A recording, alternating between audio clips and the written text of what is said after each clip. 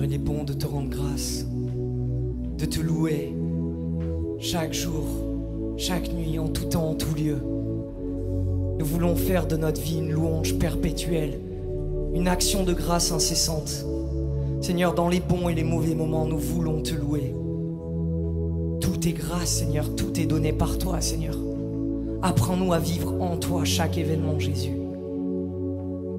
Apprends-nous à te prier, à invoquer ton nom, à élever les mains vers toi. Dieu, tu es mon Dieu. Je te cherche dès l'aube. Mon âme a soif de toi. Après toi languit ma chair. Terre aride, altérée sans eau. Je t'ai contemplé au sanctuaire. J'ai vu ta force et ta gloire. Ton amour vaut mieux que la vie. Tu seras la louange de mes lèvres. Toute ma vie je vais te bénir. Levez les mains en invoquant ton nom. Comme par un festin je serai rassasié. La joie sur les lèvres, je dirai ta louange. Dans la nuit, je me souviens de toi et je reste des heures à te parler. Oui, tu es venu à mon secours. Alors je crie de joie à l'ombre de tes ailes. Mon âme s'attache à toi et ta main droite me soutient.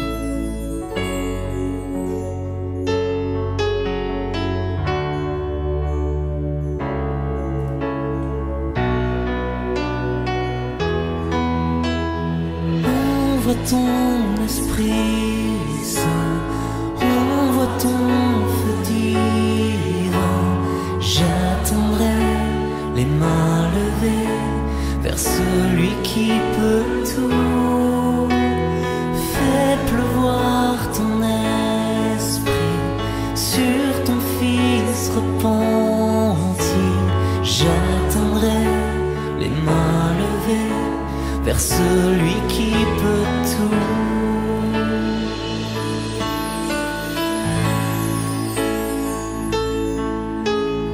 Ouvre les écluses des cieux, tu règnes. Fais pleuvoir l'eau de ton saint lieu du ciel. Que ton Esprit Saint souffle en ce lieu, qu'il vienne. Viens Seigneur, envoie sur nous ton feu. Envoie ton Esprit Saint, envoie ton feu divin. J'attendrai les mains levées vers celui qui peut tout. Fais pleuvoir ton esprit sur ton fils repenti. J'attendrai les mains levées vers celui qui peut tout.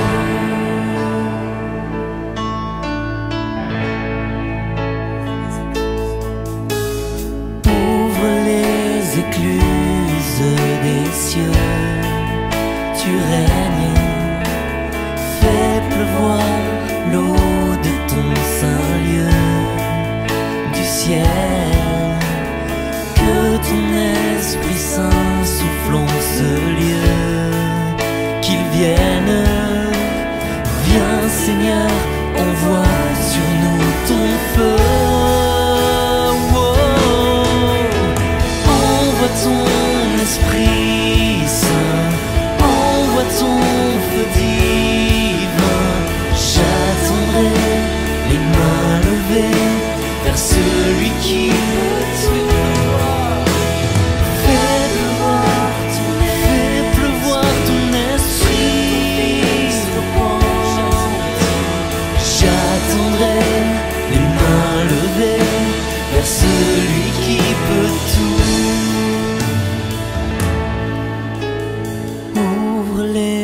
Écluses des cieux, tu règnes. Viens Seigneur, envoie sur nous ton feu.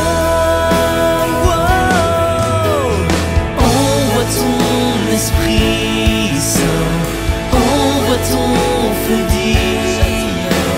J'attendrai les mains levées vers celui qui peut tout. Fais pleuvoir ton esprit. J'attendrai les mains levées vers celui qui peut tout. J'attendrai les mains levées vers celui qui peut tout. J'attendrai les mains levées vers celui qui peut tout. J'attendrai les mains levées vers celui qui veut tout. J'attendrai les mains levées vers celui qui peut tout.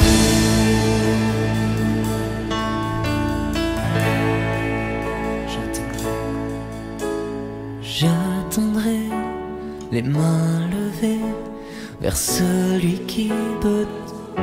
J'attendrai les mains levées vers celui qui.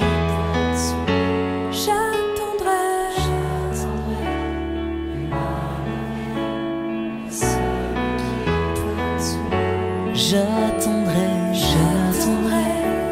les mains levées vers celui qui peut tout.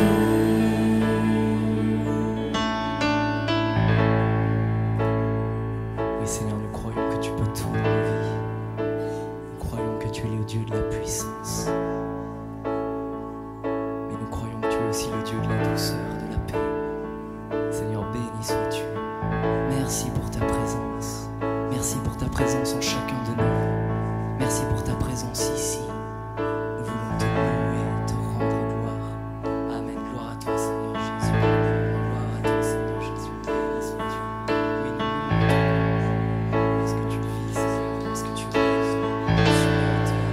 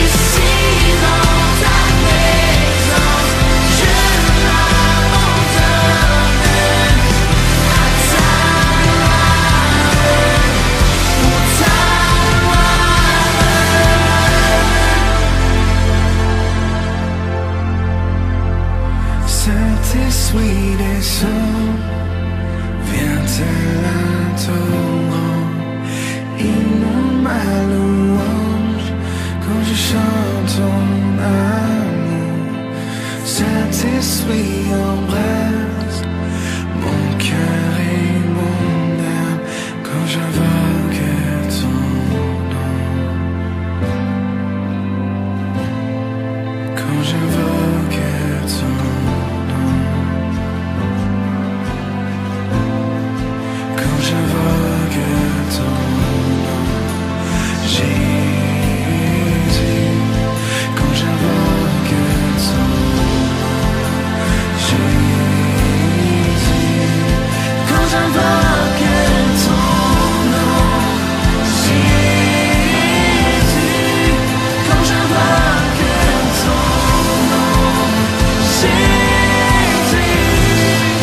quand j'invoque ton nom. Jésus, quand j'invoque ton nom. Jésus.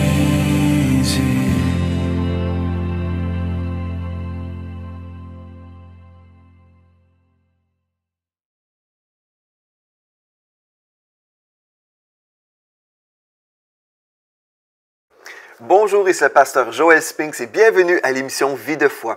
Aujourd'hui, j'ai le plaisir de recevoir le pasteur Donato Anzalone. Bonjour, pasteur Donato. Bonjour, pasteur Joël, comment allez-vous? Très bien, je suis très content de vous avoir aujourd'hui. C'est votre deuxième fois que vous venez à l'émission Vie de foi. Exactement. Et on a eu du bon temps la première fois et je suis certain qu'on va vraiment passer encore un temps merveilleux dans la parole de Dieu ensemble. Oui, je suis déjà tout enthousiaste de voir ce que le Seigneur va faire avec nous. Amen. Et de ce qu'il va nous dire et des révélations qu'on va recevoir. Amen. Gloire à Dieu. On va passer du temps cette semaine en parlant de l'offense. Et je crois que c'est une chose qui peut vraiment nous empêcher d'entrer dans notre appel. Certainement, il y a beaucoup de personnes qui font fausse route dans leur destinée en Christ. Et on va parler des dangers de l'offense. Je pense qu'on a appelé la série « Les griffes de l'offense ». Oh!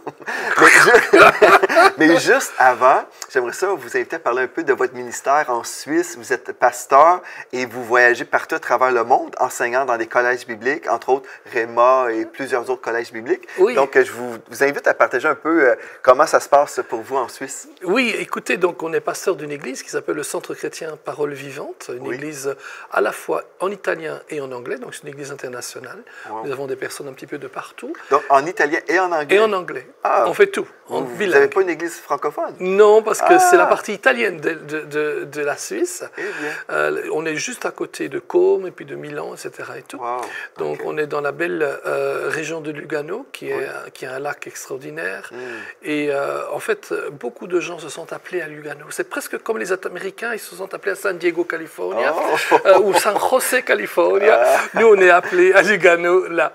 Et l'église fonctionne bien avec la grâce du Seigneur. Et en effet, en plus du ministère pastoral, j'ai un ministère qui travaille, qui voyage. Je vais sur 4 continents d'une manière régulière, non seulement dans les écoles bibliques, dans les centres de formation, vous avez dit Réma et de toutes sortes d'autres mouvements aussi, mais aussi dans les églises, on fait des conférences au niveau national des fois, régional et tout. Et Seigneur nous utilise comme ça, on est heureux. Gloire à Dieu. Mais vous êtes un homme occupé et vous avez des grands projets aussi qu'on ne peut pas dévoiler en ce moment, mais des grands projets qui sont bénis de Dieu et on a toujours hâte de voir ce que le Seigneur va faire avec vous à travers votre vie. Merci. Donc, moi aussi, j'ai hâte de voir cela. Oui, super. Puis on va déjà plonger dans notre sujet, pasteur Donato. Aujourd'hui, on va adresser la question ou les questions « Qu'est-ce qu'une offense et d'où proviennent-elles? » Wow. Donc, avez-vous déjà été offensé, vous? Ouh! Aïe, aïe, Oh aïe, non, aïe, on va poser une autre question. Hein? Non, mais c'est quoi une offense selon vous, pasteur Donato? Mais il y a l'idée du fait que les gens peuvent nous blesser, ou je peux blesser quelqu'un, mais l'offense, c'est pas tellement la blessure que j'ai, mais c'est ce que je fais de la blessure. Notre réaction, là. C'est ma réaction, mon attitude vis-à-vis de la blessure.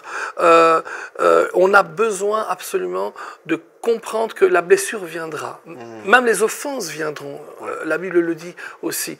Mais on pourrait plutôt dire les opportunités d'être offensé viendront. Oui, certainement. Mais on a besoin de faire en sorte que quand une blessure vient, notre réaction à la blessure va déterminer si c'est une offense ou pas. OK. Oui. C'est intéressant. Oui, exactement.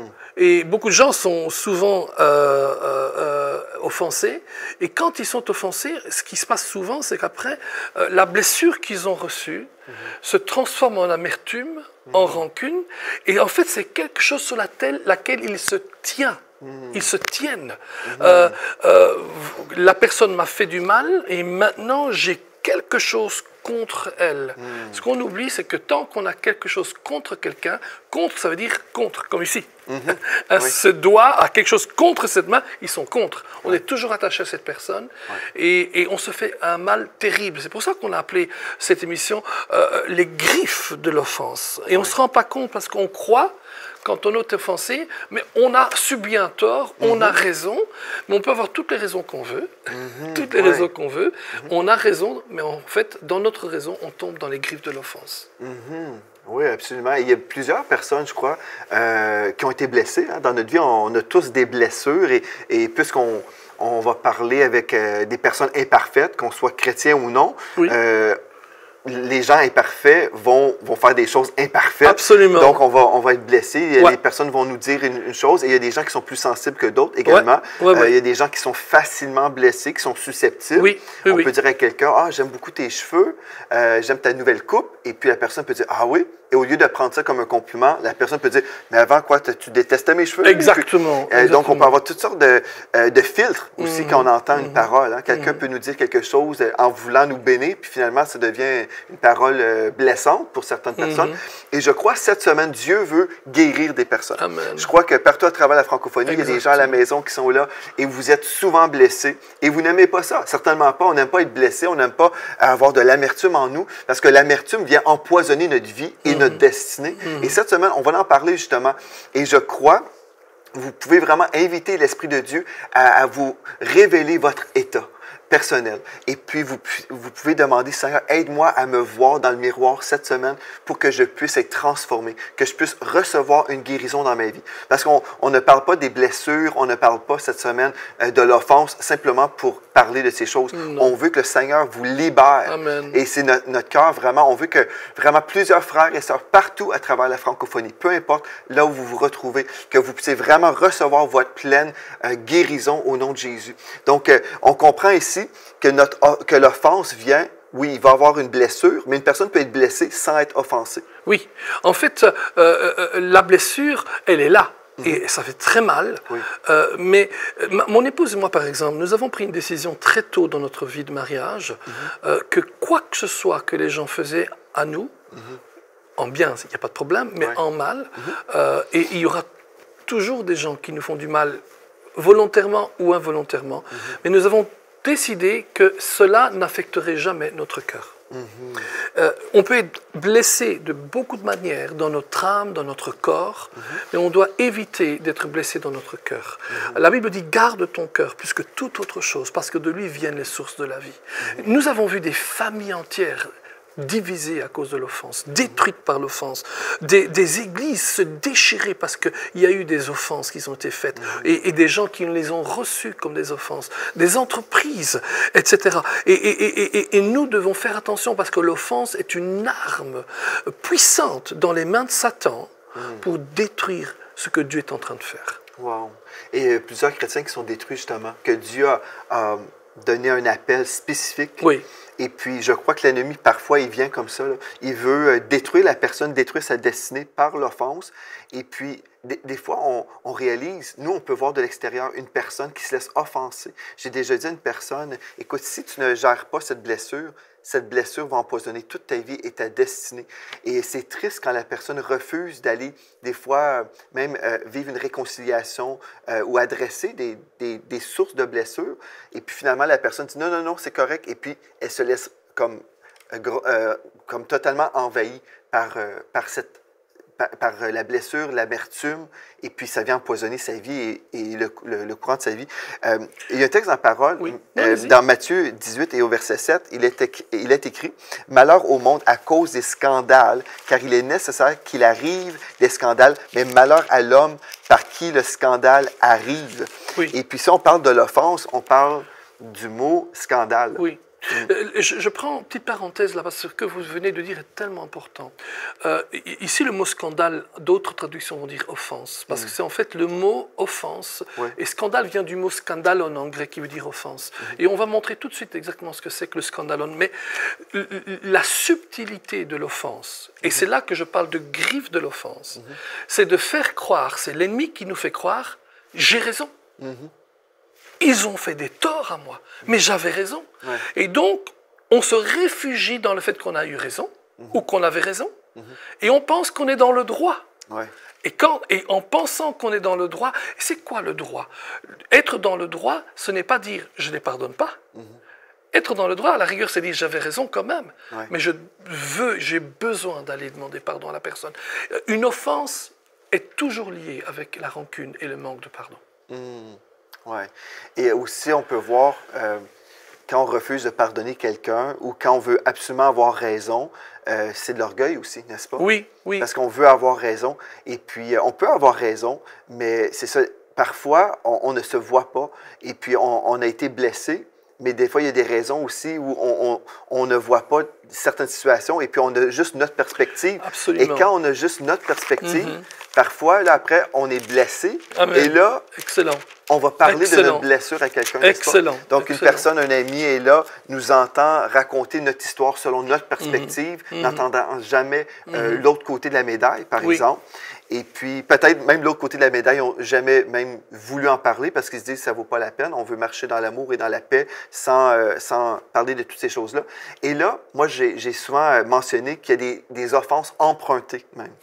Des offenses empruntées. Oui. Donc, admettons, moi, j'ai été blessé par un frère, Pasteur Donato, et moi, je vous appelle et puis je me défoule. Je me vide le cœur, comme on dit ici au Québec. Je me vide le cœur et puis je te raconte tout ce que j'ai vécu, je raconte selon ma perspective aussi, hein, avec mes lunettes, ce que j'ai vécu, les blessures qui sont là. Et là, vous m'entendez parler de ces choses-là et vous empruntez, vous prenez même sur vous ma blessure et mon offense.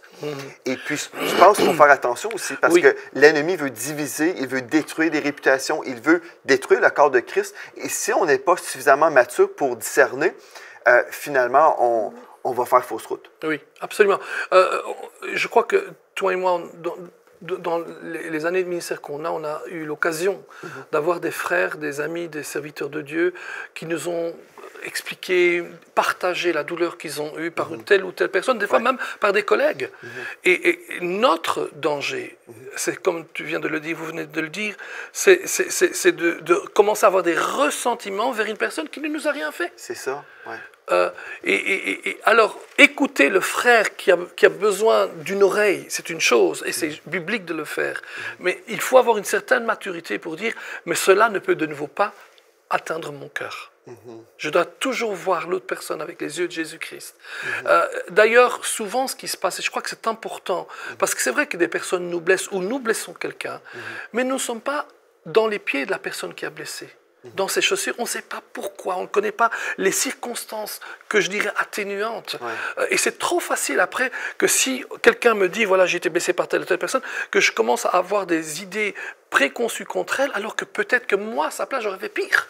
C'est ça, exactement. Oui, ouais, absolument. Et il y a des gens aussi, surtout comme dans notre cas, des gens dans le ministère, où on n'est pas appelé à nous défendre. C'est une chose. Dans notre Église, on connaît toutes sortes de situations, surtout si on a fait un peu de relations d'aide avec des gens. Il y a des gens qui viennent dans notre bureau, qui nous racontent leur vie. On connaît plusieurs choses. Moi, j'ai entendu plein d'histoires dans ma vie. J'ai entendu toutes sortes de secrets. Et là, les mêmes personnes peuvent aller parler à droite et à gauche et dire, par exemple, le pasteur ne m'aide pas à entrer dans ma destinée, il ne me relâche pas pour faire tel ou tel ministère. Et moi, c'est certain, je pourrais me défendre et dire, écoutez, la raison pourquoi ce frère ne peut pas faire tel ministère, c'est à cause de ça. Ouais. Mais là, je détruirais la réputation du frère en question. Ouais. Donc, c'est préférable, moi, je dois me taire et ne rien dire. Ouais. Et c'est ça, en fait, l'œuvre du ministère, c'est important pour nous de protéger le ministère, de protéger le frère qui manque de sagesse en nous attaquant, finalement. Parce que là ce frère-là, qui n'a pas reçu son opportunité ministérielle, finalement, va créer des offenses aussi dans l'Église. Oui, parce que là, les gens vont dire « Ah, le pasteur ne veut pas qu'on puisse entrer dans notre appel. » Finalement, on croit des mensonges. Mais tout ça, si on dévoilait les choses, on serait, peut-être comme vous dites, les gens diraient, ben moi aussi j'aurais fait pareil comme vous. Mais on ne sera jamais en liberté de le dire. Non. Parce non, on peut pas. qu'on doit protéger Oui. le frère et l'Église aussi. Et la réputation du ministère en tant que tel. Ouais. Nous ne représentons pas uniquement nous-mêmes, on représente quand même le ministère que Dieu nous a confié. Et je crois qu'il y a une certaine valeur et une certaine estime que l'on doit avoir du ministère et de la fonction ministérielle.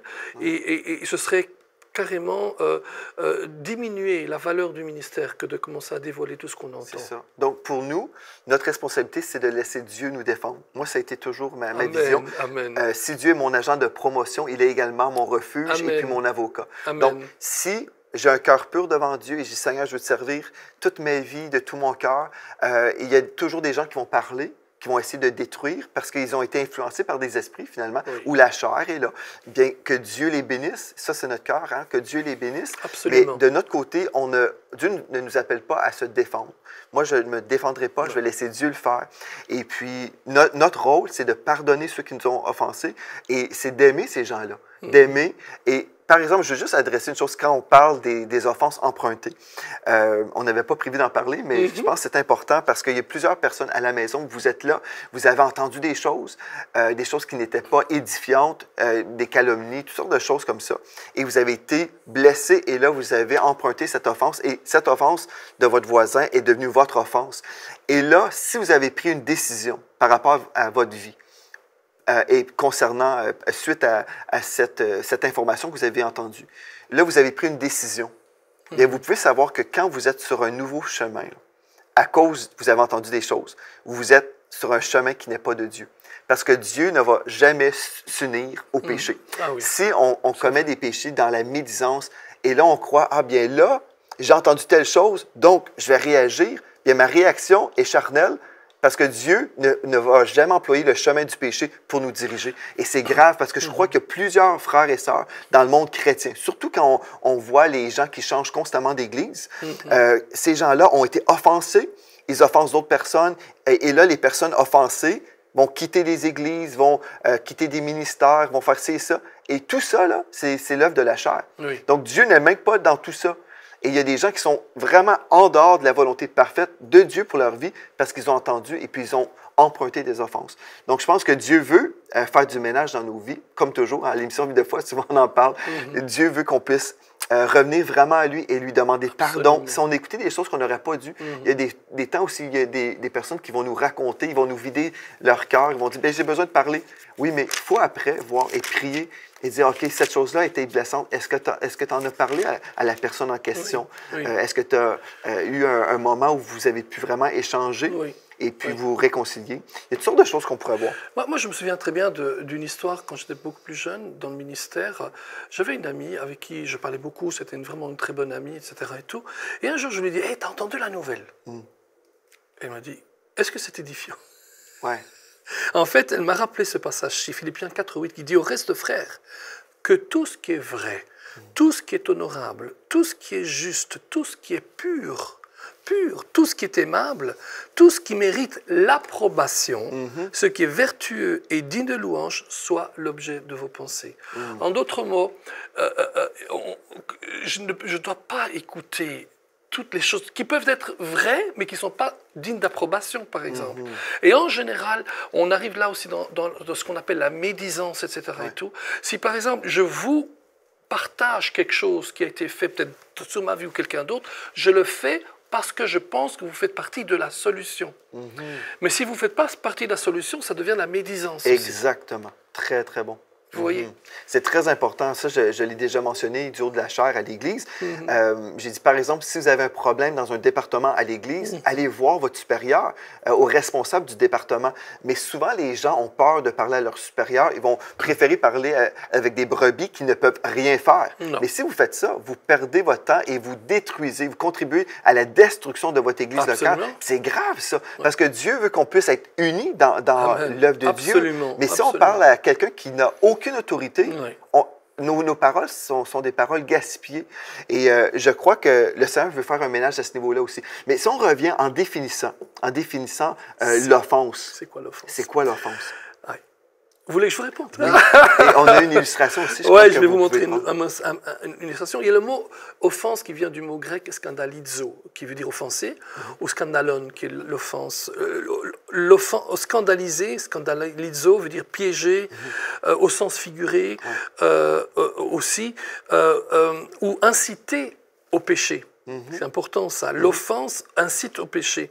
Un piège, une pierre d'achoppement pour amener quelqu'un vers le péché. Mais quand on va vers le mot scandalizon dans le Nouveau Testament, le mot scandalizon, vous savez, quand on faisait des pièges pour attraper un animal, et on mettait, par exemple, une boîte en bois, quelque chose de fort, hein, un piège, et on la soulevait et on la fait tenir par un bâton. Oui. Et là-dedans, on mettait en général un appât, une nourriture, etc. Et tout, ou une banane aussi, par exemple, si on voulait attraper un singe et tout. Et puis, quand l'animal entrait dans la boîte, on tirait le bâton et la boîte tombait et l'animal était mis en piège. On va montrer ici avec cette superbe boîte ici. Allez-y. Ça aide parce que ça nous aide vraiment à visualiser de quoi on parle. Voici, on a une boîte, on va l'appeler notre piège. Ici, on a un bâton, et ensuite on a un petit câble qui va retenir le bâton. Allez-y, voilà, le bâton. Et voici que on va faire comme ça. Imaginez-vous que ça, c'est l'animal. L'animal voit une nourriture exceptionnelle. Elle regarde à gauche, elle regarde à droite, il n'y a personne. À gauche, à droite, elle croit qu'elle est dans son droit. Elle entre. Au moment où elle entre, en général, elle garde. Elle reste là, mais de toute façon, ça va très vite parce que dès qu'elle est là, le piège est tombé. Waouh! Elle ne sait plus sortir. L'animal ne sait plus sortir. Ouais. Alors, c'est quoi dans l'histoire le scandalon? Le scandalon, ce n'est pas le piège. Ce n'est pas la corde. Ce n'est même pas l'appât. Le scandalon, c'est ça. C'est le petit bâton. Et en fait, bibliquement parlant, c'est nous qui donnons le bâton à celui qui tend le piège. Parce qu'à partir du moment où j'ai une offense, je me sens offensé par une personne, je donne en main à l'ennemi le pouvoir de me piéger. Et l'offense, c'est vraiment une griffe. Et donc, je peux refaire comme cela. L'animal entre au plat et de nouveau, je peux refaire une fois? Vous n'avez pas peur? Bam! Et ça fait du bruit. Et donc, et ça fait du bruit, mais surtout, l'animal est piégé. Et ce qu'il faut se rendre compte, c'est ceci. Les pièges existent partout. Il y a des pièges partout. Mais le scandalon, c'est nous qui l'offrons à l'ennemi. Wow. Et on ne devait pas faire ça. Non. Parce que dans Proverbe 18, verset 19, il est écrit « Un frère offensé est pire qu'une forteresse, et les conflits sont pareils au verrou d'un château. » Wow. Mais vous vous rendez compte ce qu'il est en train de dire? C'est qu'à partir du moment où j'ai ça, que j'ai placé dans les mains de l'ennemi, ça devient le verrou de mon château. Wow. Ça devient en fait une forteresse. Et même pas des frères, des amis, des gens que j'aimais beaucoup, qui m'aimaient beaucoup, ne peut plus rien faire. On est pris dans les griffes de l'offense. On ne peut pas entrer dans notre cœur. Et en fait, à cause de l'offense qui se passe, si j'offense une personne, cette personne ferme son cœur à ma vie. On croit de nouveau être dans les droits. Ça ne veut pas dire que je n'ai pas fait quelque chose de mal. J'aurais pu faire quelque chose de mal. Mais parce qu'il a pris le mal, et c'est devenu son char d'assaut, son cheval de bataille, son scandalon. Maintenant, c'est devenu le verrou qui ferme la porte de son cœur. Parlez-nous un peu des sources, pas de conflit, mais de l'offense, des sources que vous voyez souvent. Oui, souvent les gens viennent nous faire du tort, ils ont peut-être des préjugés sur nous, ou bien nous avons des préjugés sur une personne. La source de l'offense, c'est quand j'ai mal reçu quelque chose. Vous avez parlé quelque chose auparavant, je ne sais pas si c'est pendant cette émission ou alors qu'on nous l'a préparé ensemble, vous avez parlé du rejet. Il y a des circonstances atténuantes de la part de la personne qui va blesser, mais aussi la personne qui va recevoir. vous avez dit, et on dit ensemble, quelquefois on dit des choses qui sont normales. Waouh, j'aime vos lunettes, j'aime la couleur de vos lunettes. Et puis, vous dites, la semaine passée, elles étaient rouges, vous les aimiez pas, elles étaient mauvaises, ces lunettes. Et waouh, et on peut s'offenser. Mais peut-être c'est parce que, quelque part, au cours de mon existence, j'ai expérimenté de tas de rejets et que tout ce qu'on me dit, je dois construire un mur, pas pour le filtrer, mais pour l'empêcher de me faire encore plus de mal. Et ça, nous le comprenons.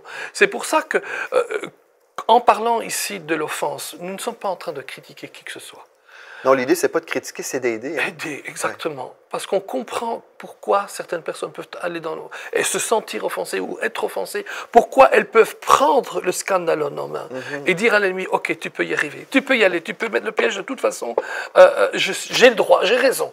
Et on pense des fois que c'est l'autre qui va avoir raison, que c'est l'autre qui va être piégé.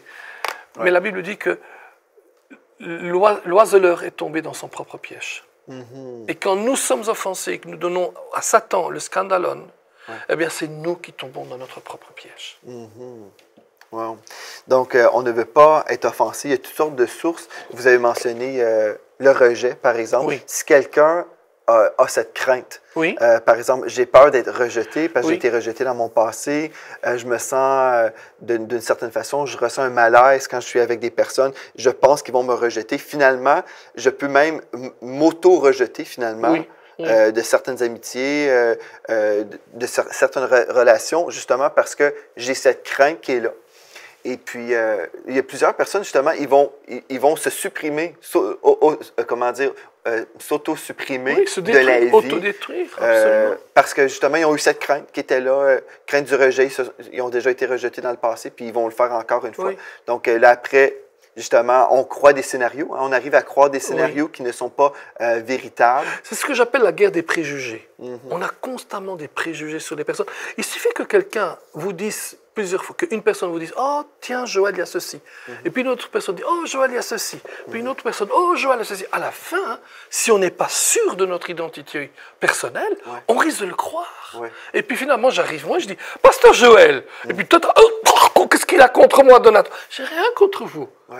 Mais vous avez tellement entendu des gens dire des choses négatives à votre sujet. C'est un exemple, hein, mais dire des choses négatives à votre sujet, à la fin, on risque de le croire, surtout si la personne qui vous parle est une personne que vous honorez et que vous aimez. Et que vous respectez. Donc, certaines sources qu'on peut voir ensemble, vous avez mentionné le droit. On s'imagine que nous avons le droit de vivre telle ou telle chose. Donc, puisque la personne n'a pas bien agi, je crois que c'est dans mon droit de la détruire. Absolument. Par exemple, l'orgueil. L'orgueil, oula. C'est une source de l'offense. Une injustice encore qui est reliée au droit. On m'a fait quelque chose, je méritais mieux que ceci ou cela. Le rejet, on a déjà mentionné, et les blessures non guéries. Donc, une personne blessée va blesser des gens également. Donc, c'est plusieurs choses ici qu'on peut voir qui peuvent être identifiées comme étant des sources de l'offense dans nos vies. C'est vrai. Wow. Et on va poursuivre demain parce qu'on ne veut pas juste parler de l'offense, on veut parler de cette guérison et la délivrance parce qu'on peut vraiment être libéré au nom de Jésus. Je crois que le Seigneur veut vous libérer. Mais aujourd'hui, si vous avez entendu des choses, vous voyez à quelque part dans notre partage, bien, je crois que le Seigneur va continuer son œuvre en vous et on va vraiment inviter l'Esprit de Dieu à venir vous rencontrer là où vous êtes. Faut arrêter de tourner en rond, il faut arrêter d'être dans notre isolement et dans nos blessures. Dieu veut vous guérir et je crois avec Pasteur Donato et le Saint-Esprit, vous allez recevoir une formation et vraiment des messages qui vont vous aider justement à aller à un autre niveau dans votre vie spirituelle. Donc, merci beaucoup Pasteur Donato d'avoir été là. On était bénis. Merci Pasteur Joël et à demain. Oui, absolument et merci à vous. Et d'ici à demain, soyez richement bénis.